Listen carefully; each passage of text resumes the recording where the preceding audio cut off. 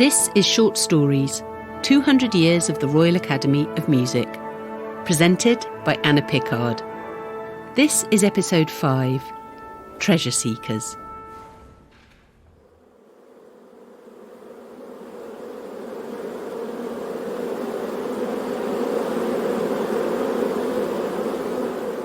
On the roof of the Royal Academy of Music on the busy Marylebone Road are two of the more surprising treasures of the Royal Academy. The two beehives were installed in April 2020 and produced their first jars of golden honey later that year.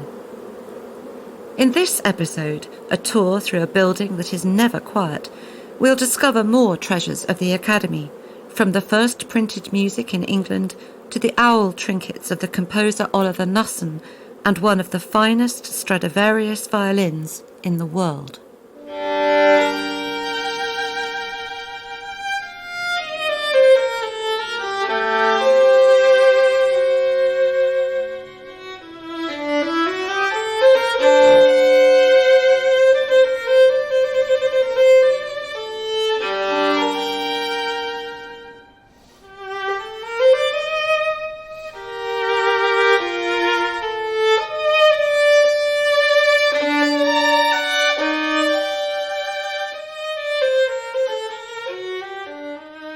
But first, the principal of the Royal Academy of Music, Jonathan Freeman Atwood.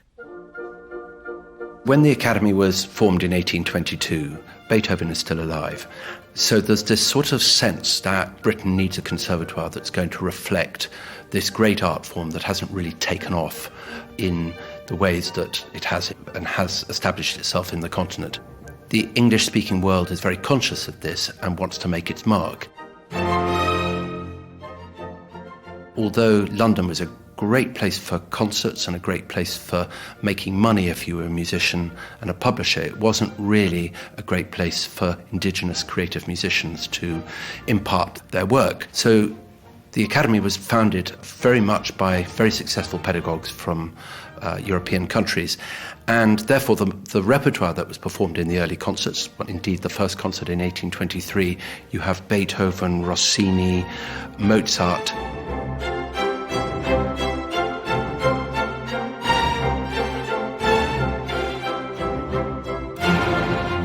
And of course, Weber is a very important figure because he was in London in the early years. He conducted the Academy's first orchestra in 1826. He composed his opera Oberon on a table that is in the principal's flat, and was a great friend of one of the founding fathers of the Academy, Sir George Smart.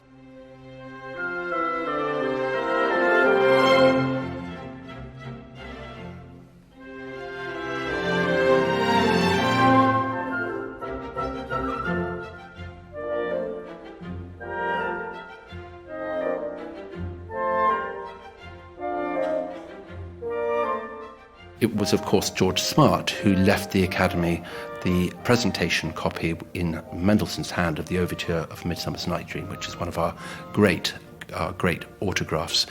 So for the first 50 or 60 years of the Academy's existence, it became a place where continental music was often performed for the first time. So early Bach performances that hadn't happened anywhere other than Germany, Beethoven, Mozart. The Academy put on a performance of The Marriage of Figaro in 1830 with Sterndale Bennett, who was to become principal in the 1860s as Cherubino, as a 14-year-old boy at that stage. And so you've got this history which is, to a certain extent, reflected in some of the artefacts that we have.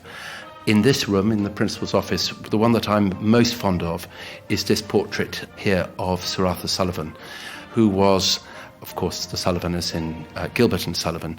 The only reason he was a student was because he was funded by a scholarship which was set up on Mendelssohn's death, and a number of benefit concerts happened in the 1850s where Jenny Lind and others performed to establish a fund which still exists called the Mendelssohn Scholarship Foundation.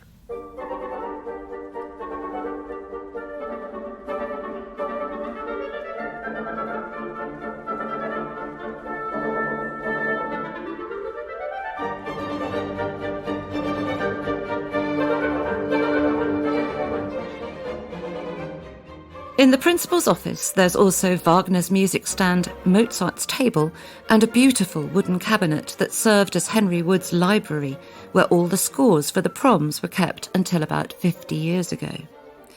The treasures here include Debussy's La Mer and Schoenberg's 5 orchestral pieces, both with the composer's annotations, and the coloured pencils that Henry Wood used to mark his scores. When it comes to the scores, unlike, say, the British Library, we don't exhibit them regularly because we have a museum, which is a very important part of our life, but it's a museum mainly for our instruments. So the manuscripts are used for research purposes primarily. They're used for teaching very regularly, and we love bringing them out and inspiring students. When Andrew Gourlay was conducting the Mendelssohn, I got it out of the box, the librarian very kindly entrusting me to take it into the Duke's Hall and to show him. I hadn't actually warned him, so his jaw dropped. He had Mendelssohn's own hand in front of the piece he was conducting in front of the orchestra.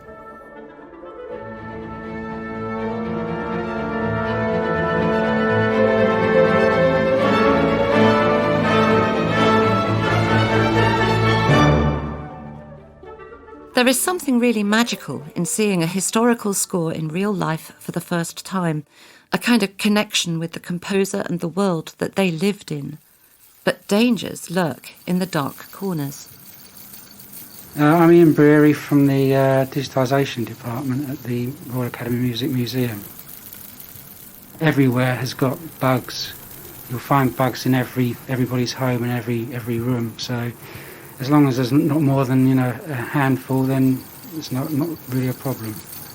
The silverfish, horrible little things slithering around everywhere. They like moisture, so if you've got a moisture problem with air conditioning or whatever, then you might find silverfish. They can eat through paper, so it's not a good thing to find them in a library. Ian uses blunder traps dotted around the building to get early warning of any infestations, but his weapon of choice is keeping things dry. With all pests need something to eat and something to drink. So if you can take one or both of those things away, then all the better. So if you've got moisture in your room, then they've got something to drink. If you can take that away, then they won't stay. They'll move on. We have an environmental control system so that all the moisture is taken out of the air. You have to have the humidity and the temperature correct, and then you're okay. Cathy Adamson was the librarian at the Royal Academy of Music for 24 years. As librarian, the one thing that we want to do is to make the material available to people. We want them to be able to find what we have in the collection and then to have access to it. So one of the things that I used to love to do, and I hope it continues, is that once a year for the choral direction class, they would request the use of the Cantiones Sacrae by Byrd and Tallis. It's an Elizabethan publication, and we would sit round the table and the teacher of the class, Paddy Russell, would tell everybody about how the publication came to be, and we sing O Nata Lux from it. We're going to sing a piece called O Nata Lux de Lumine by Thomas Tallis, who's a great English composer of the mid-16th century. He was born in 1505 and died in 1585, known in his own time as the father of music. And the piece is taken from a published collection of 1575, Canciones Sacrae, publication which he shared with his colleague and who had been a pupil of his, William Byrd. It's one of my favourite items in the collection because it has the whole history of music publishing in the United Kingdom wrapped up in it, because Byrd and Tallis had the monopoly on printing music at the time. So nobody else was allowed to even produce music staves on a piece of paper. We have the original part books, and the extraordinary thing is that particularly before they were restored about 4 or 5 years ago, you could actually smell London. You could smell the pages, and you could smell wood smoke in the pages. And they've been rebound, and you can't quite smell it the way it was, but it was extraordinary. yes, you do have to be a little bit careful with the paper, although it's pretty robust. We make sure that everybody's washed their hands beforehand, and I'm sitting right there around the table with them, so to make sure that they don't turn the pages too robustly. This particular little piece is the smallest item in this collection, and it's a setting of the first verse of an office hymn for the Feast of the Transfiguration. The thing that I liked was getting the originals out and having the students realise that this was something that was used at the time of the composers. So we did a similar thing with a Haydn quartet, and it was a printed copy. It wasn't a manuscript or anything, but it was published during Haydn's lifetime. So I remember one of the students saying, "Is that like the real thing?" And I said, "No, it's not like the real thing. It is the real thing. Haydn, chances are Haydn actually looked at this and declared it okay for publication." Have we all sung this piece? Yeah. Have you? No? You don't know, Tyler, that's fine. I mean, can we just get on and just sing a little bit? It's just a tiny little hymn, and you really have the tune. It's a tune and a bass, essentially, with three voices adding a little bit of continuo in the middle.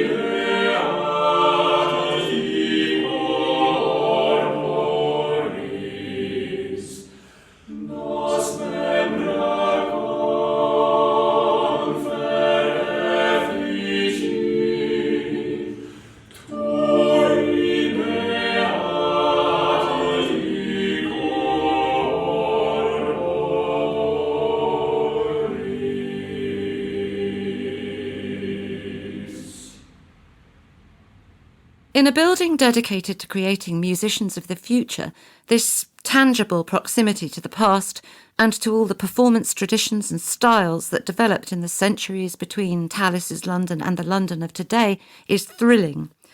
And it doesn't stop with rare scores, Tudor wood smoke and Edwardian pencils.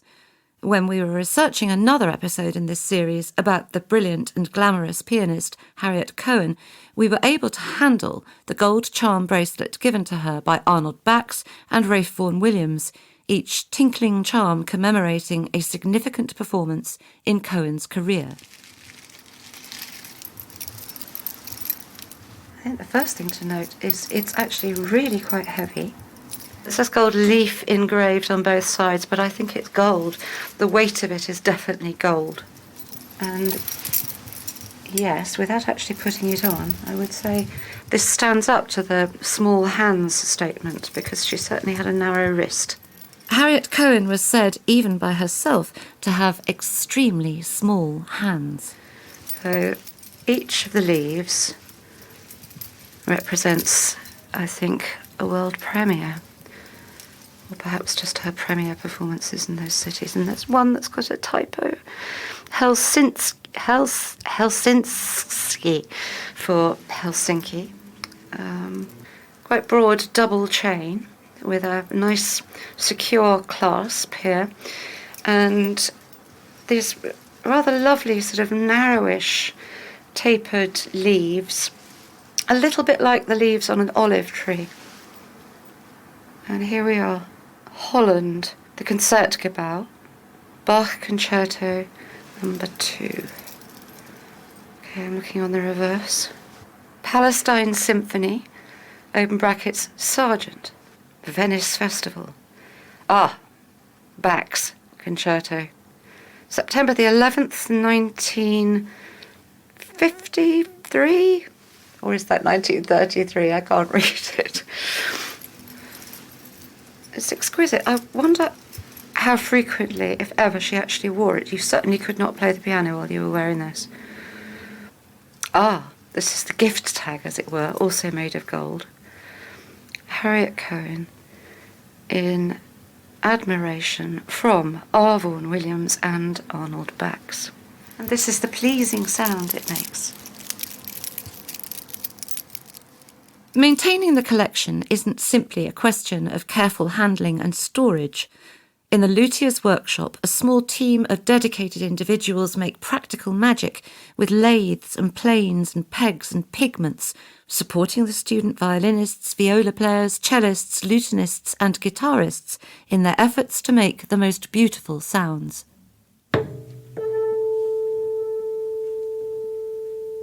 Okay, my name is Barbara Meyer and I'm the curator of the string instruments, and I arrived at the Academy at the beginning of 2013. And I'm overlooking the plucked and bowed string instruments. And how many instruments in total is that? So probably about 300, maybe 350, and also a bow collection.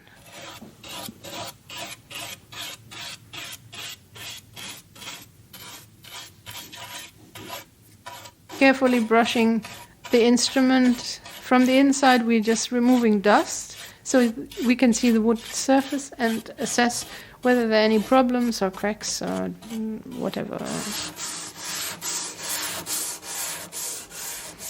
We don't use the sandpaper hardly ever, but for fingerboards. Fingerboards some people call it shooting, others call it dressing a fingerboard. And it's part of a regular repair or maintenance job on every string instrument, because the metal strings where the fingerboard, even though it's ebony, is very, very hard wood, and occasionally you have almost like visible grooves in a fingerboard, and those need to be adjusted.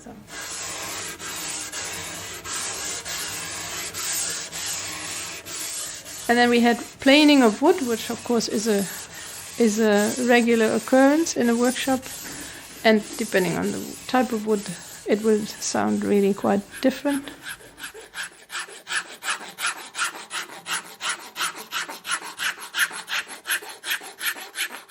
Well, you would be preparing small pieces of wood for certain repairs, or you would be preparing maybe counterforms. Sometimes we, as you can see on the instrument, we reinforce cracks, or sometimes strengthen the instrument, the inside, the plates or the ribs. I was really fascinated by what you were doing with those 3 bridges, dropping them on the table. Tell me about the process of listening when you're working with wood. It's a common way of assessing among musical instrument makers. Even the wood, the raw planks for instruments, there are so many ways of assessing, but just gently kind of rubbing or striking, knocking, you hear pieces of wood or small wood planks have a certain tone. A similar way of assessing maybe the quality or the hardness of the wood, we use it for soundposts and also for bridges, as you have seen. So comparing different pieces of wood on the same surface and just listening to what they sound like, I think it just gives you a little reading of how hard maybe the wood is, and a little bit of the way how fast or how slow it grew and how dense the wood is. Sound is a very common parameter for musical instrument makers, I think. Imke van der Werf is one of the luthiers working part-time in the workshop. I think you use it together with feeling also, and with just by doing it very often you get some kind of subconscious knowledge or experience, and then you just get an instinct of if it's sounding bright or dark, and then you think if this cello has a really dark sound but you want it to be brighter, you choose the bright bridge, obviously. In a climate-controlled glass case a few steps from the luthier's workshop is the most stunning instrument in the collection, a Stradivarius violin that was made in Cremona in 1709 and was later named after the Italian virtuoso Giovanni Battista Viotti, who moved to London in 1792. It's an instrument that the Canadian violinist and guest professor James Ennis knows and loves. I've been lucky to see the instrument a lot and play on it a good amount, and every time I open the case it sort of takes my breath away with just how just beautiful it is. You know how sometimes you see those movies, you know, that the protagonist will open up the chest of treasure and it's underlit, right? That's sort of the way it feels with this thing. Like it has an internal glow to the varnish that is just kind of unlike almost anything else.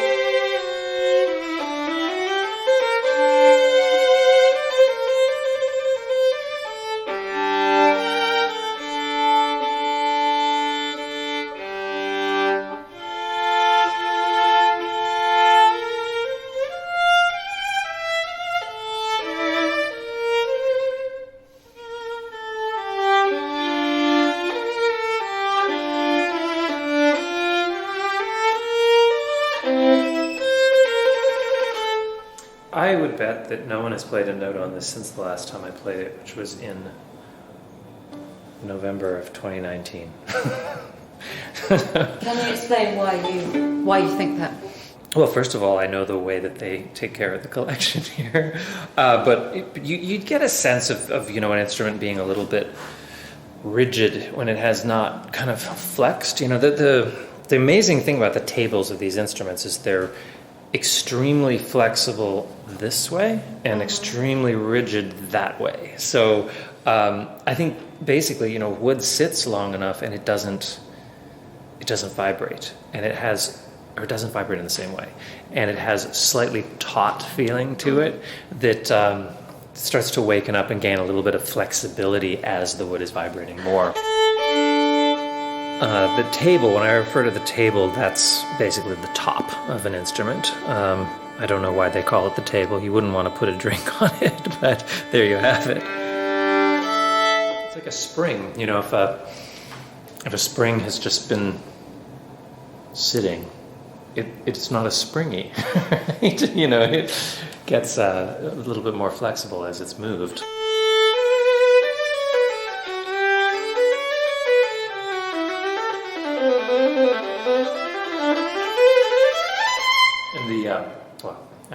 It always sounds beautiful, but there's an immediacy that becomes, it gets quicker with the response the more that it's played.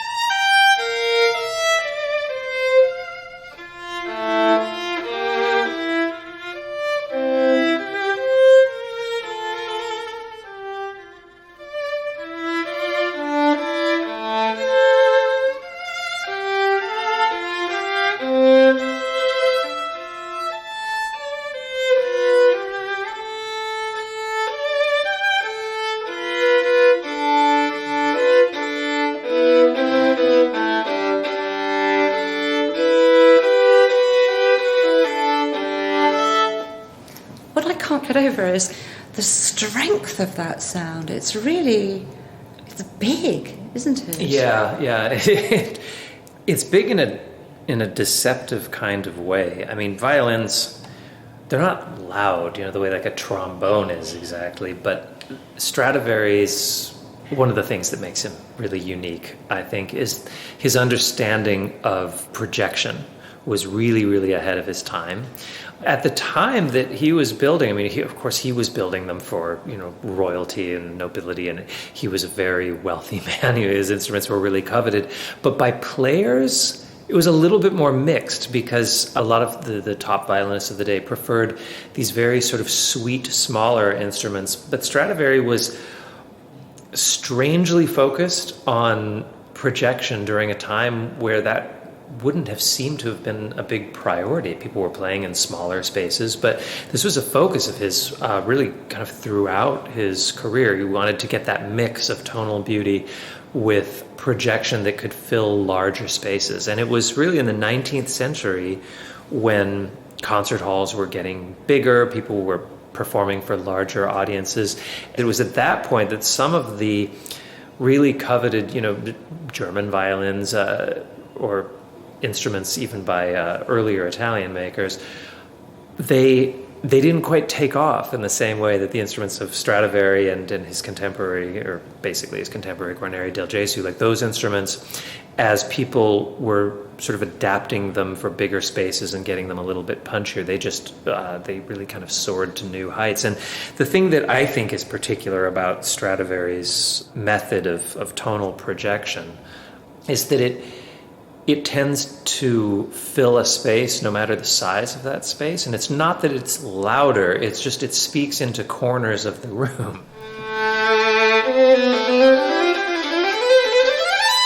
That's why a great Stradivari, playing it with an orchestra, it can draw the attention even when the whole orchestra is playing along. Sometimes people, they're like, oh, that violin was really loud. It's like, well, it wasn't that the violin was really loud, but it was what your ear was listening to. It was what drew your attention.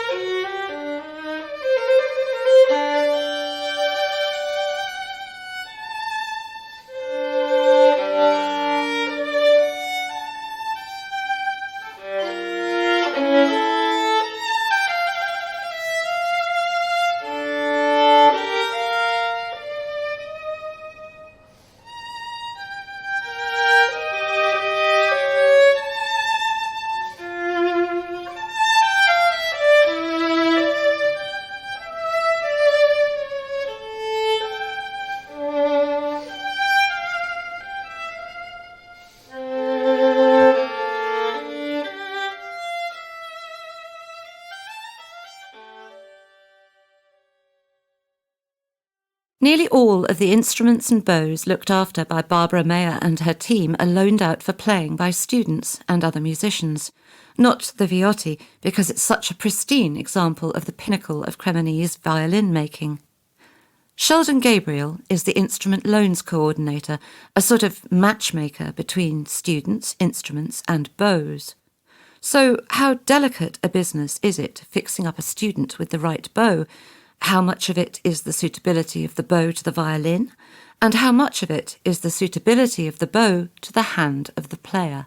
I think it's all completely equal. They're all equally as important. It's amazing how different violins, violas, cellos and bows perform with different people, and I think that's related in some way to the kind of the muscle structure and the playing style of the player as much as it is the actual kind of instrument or bow, like how it's constructed, the weight, the flexibility. I think all of these components are extremely important, and you might find an instrument or a bow that doesn't work very well with one student may work extremely well with another, and there may be a bow that doesn't work well with a particular violin, but it might work amazingly with another one. And the longer that you've been doing this job, I mean, it sounds like you're choreographing a sort of three-way dance, player, instrument, bow. Have you developed a kind of instinct for what's going to fit that person? So many times, like a student will come and say, oh, my violin's too big, it's too small, like this is not correct, or my bow's too heavy. But when you look at it, it's not necessarily the size, it's something else. There's a problem, like maybe the bridge position is wrong, the setup, or like the sounding length of the string, or there's some other adjustments that you need to make. So it's really good to get all this information, but sometimes if you just go to try and appease them purely on one factor, you're going to head down the wrong path. That's what I've kind of learned. You need to just look at the bigger picture and see what's kind of going on, and just provide multiple options, really.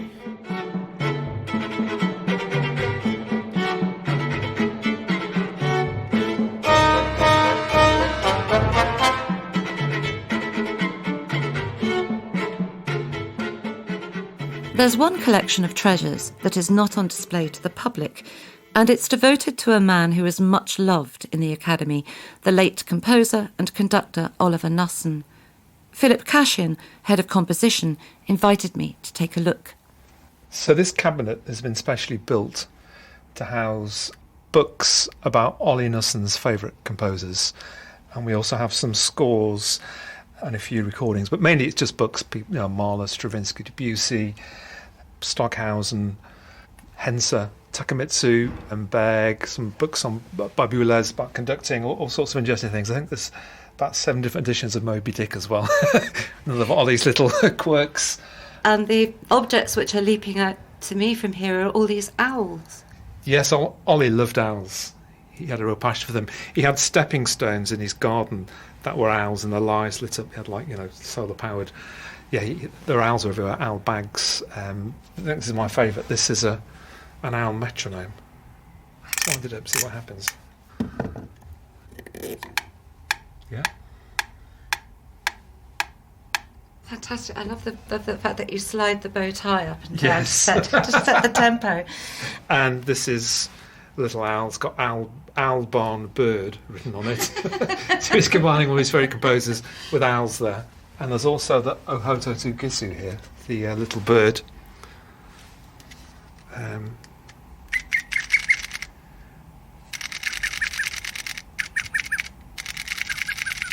Tell us about the significance of the little Japanese bird. Well, Ollie got that in Tokyo, and one of the last pieces he wrote was Ohototo Gisu for the BCMG, for Claire Booth and BCMG. So, yeah, that's the piece. And the piece is shaped, I think he wrote the piece so it has like a structure which is shaped like Mount Fuji. That was kind of the idea behind the piece. And he quotes the bird in the piece.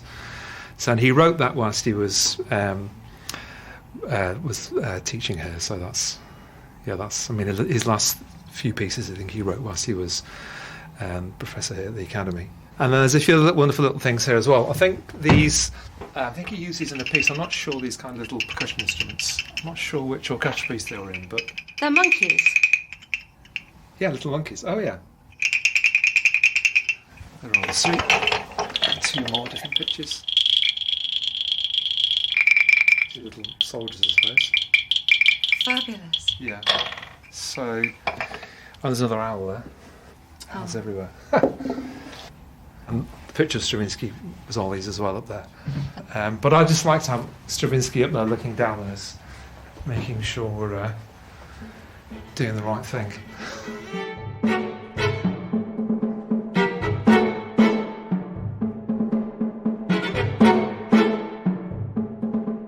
Ollie was the Richard Rodney Bennett Professor of Music here for 4 years, and he conducted the orchestra, the Manson Ensemble, which is the new music ensemble, and he taught composition in the department. He gave seminars and was just a wonderful, wonderful person to have around and in the building.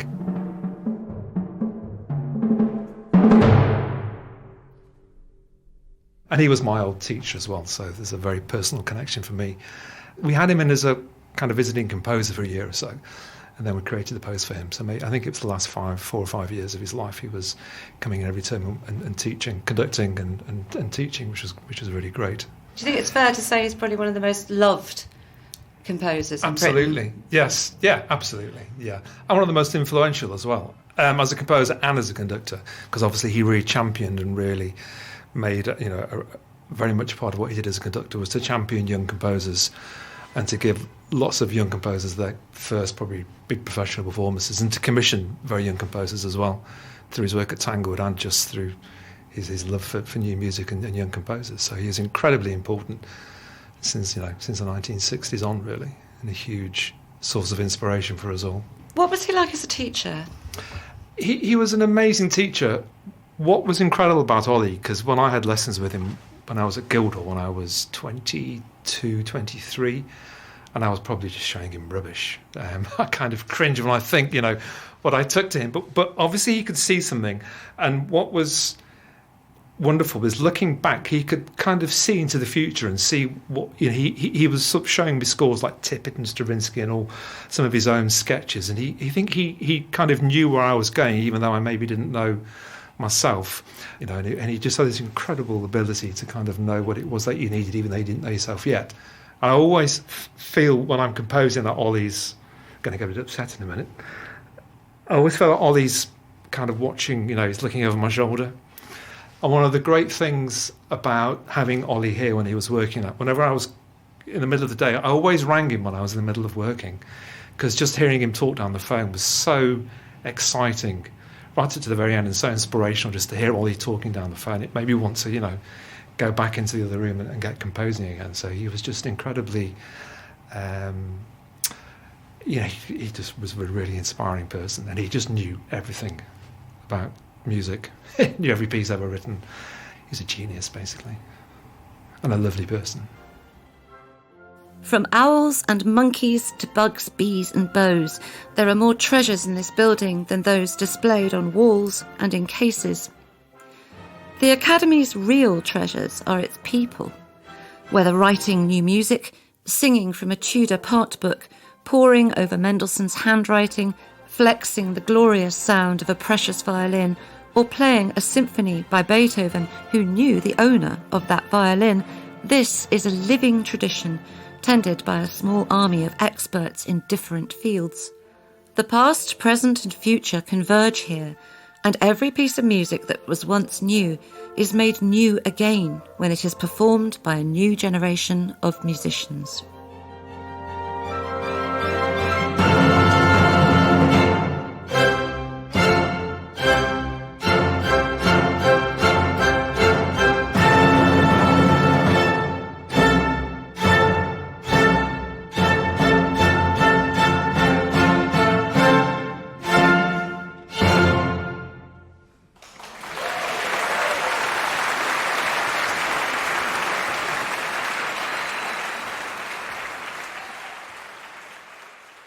That was episode 5 of Short Stories, 200 Years of the Royal Academy of Music. It was presented by Anna Pickard and was produced by Natalie Steed. The full list of music featured in this episode can be found in the episode description. To hear more short stories, subscribe to our podcast or go to the Royal Academy of Music website and search for podcasts.